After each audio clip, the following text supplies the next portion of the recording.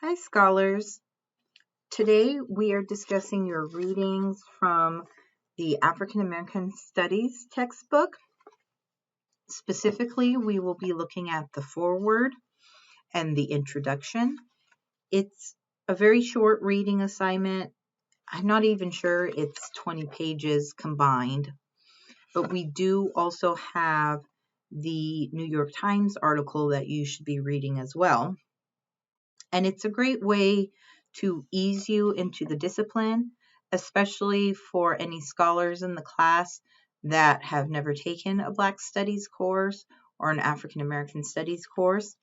And the author does give you the nuances in terms of the different names associated with the field. So if you go to page 3 of the introduction, in the middle of that page, she says, this volume introduces students and scholars to the large and rich area of inquiry and scholarship known as African American Studies, also called Black Studies, Africana Studies, African and African American Studies, Africology, Diaspora Studies, and Pan-African Studies. So she doesn't yet explain the differences between the names, and there are differences between the iterations, but they're all still under a larger ethnic studies, African American studies discipline branch.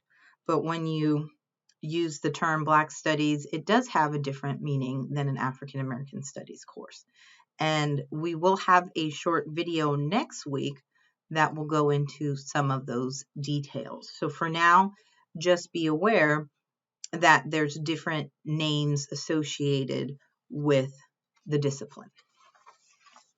And if you look at the prior to the introduction, if you look at the foreword, and the reading from this book specifically is very short. I don't think combined it was even 20 pages. But if you look on the very first page of the foreword, which is Roman numeral 10, also Roman numeral X, you can see that on that very first page, she explains what Black Studies is. And it is at the end of the second paragraph in the foreword. So she says that the book introduces you to a discipline that has grown from exertions of scholars and students just like you who refuse to accept the master narratives of racism, supremacy, and domination. It is, as the author of one of the chapters in this volume has said, a science of liberation. Black Studies is and has always been the intellectual arm of the movement for Black lives. And then she goes on to the very next paragraph. At the end of the next paragraph, a couple of sentences from the end, the decolonization of institutions of higher education in the United States is not a rhetorical exercise in high theory. It is about real problems and real people finding ways to solve those problems. All of the essays throughout this book work to redefine and reimagine not just what we teach, but how and why we teach what we do. And so there's some really big terms being used in this foreword and in the book in general, like decolonization, rhetorical exercises, high theory. And what you need to realize is that there is a synthesis going on in the field of Black studies and in the field of ethnic studies, where the work that we do in the classroom and the work that we do when we're reading textbooks like this, it surpasses the confines of a classroom space or the confines of a institution of learning like the college. It connects to transformation. It connects to real life issues, real life problems. It connects to the community. It is a synthesis of knowledge, of learning, of activism or artivism.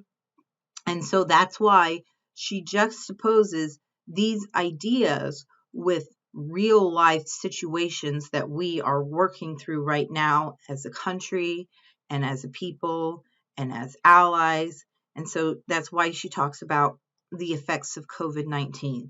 That's why she's talking about the individuals that are being shot and killed by police officers or by white supremacists or vigilantes.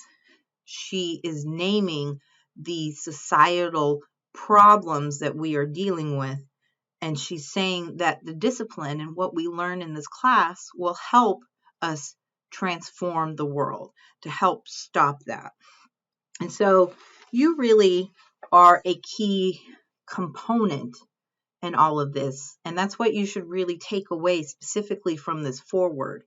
At the bottom of Roman numeral XI, which is number 11, she says at the beginning of that final paragraph, so read, enjoy, and relate the essays presented here to your life, your surroundings, and your other studies. Draw connections and be empowered to change the world. So really, we are all going to approach the information we're learning here within the context of our own experiences, and they're not always going to, usually they're not going to be equivalent or equal to someone else's experiences. So we have to come at the knowledge from our own lives and our own knowledges and our own disciplines, but yet we can hear each other, we can listen from each other, and we can learn from each other. And I do think, I didn't say you have to read the notes on the contributors, but I do think it's really amazing to see all of the scholars that worked to create this textbook that you are about to read, and to see what kinds of departments and disciplines they're working from, like a Department of Africana Studies, or a professor of Black Studies, or a professor of philosophy, but who also holds the chair in Africana philosophy and Black male studies. I mean, the knowledge that is encapsulated in this textbook and these scholars that are coming together, I mean, it's just really exciting to see it all, laid out here right before you get to the introduction.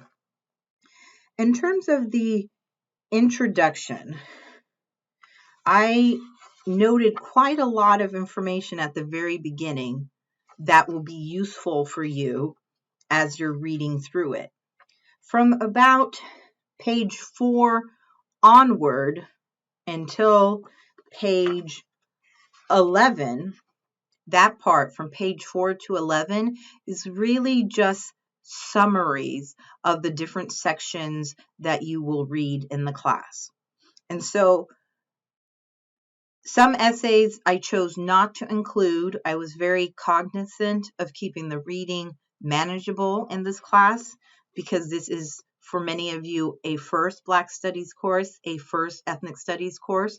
So I want us to be able to grapple with the materials and take our time. So if you want a quick summary of what is coming up in the later chapters, that's what page 4 through 11 does. Prior to that, though, starting on page 2 and moving onward, and I mean, I guess I had marked some things on page 1 as well, there's a lot of information about the field, that Black Studies is important for everyone, for all people, not just for scholars or students of African descent. And that's talked about at the very top of page 2. And the reason for that is because how we can move past some of the racial biases and the racism in our society is through understanding communities that are affected, and through acknowledging the intelligence, the contributions, the labors of these communities that are taken for granted, that are literally killed. And so she does give a little bit of information here on page 2 as well about the differences between this edition and her older edition. I don't think that's as important as understanding that, the use and the power of social media has transformed knowledge, and it has transformed the ability to see the injustices occurring. And so she does say at the bottom of page 2, she talks a little bit about the increased use of cell phone videos as evidence now. And she names George Floyd, Breonna Taylor, Ahmaud Arbery, and how powerful that we are for those that see these injustices and film them and share them at a mass global level. I mean, that's really important. She also brings up some scholars on page 3 that are now currently working in the field. And one of them she mentions is Ibram X. Kendi, which you might have heard of him. If not, by the end of the class, you probably will, because we will reference some of his materials as well.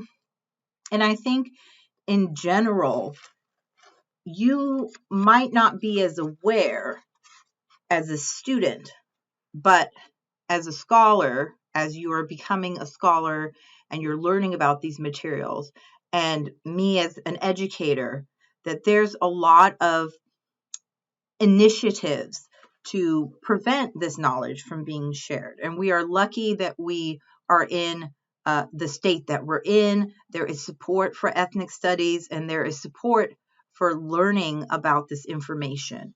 And it's not about hate or dividing people.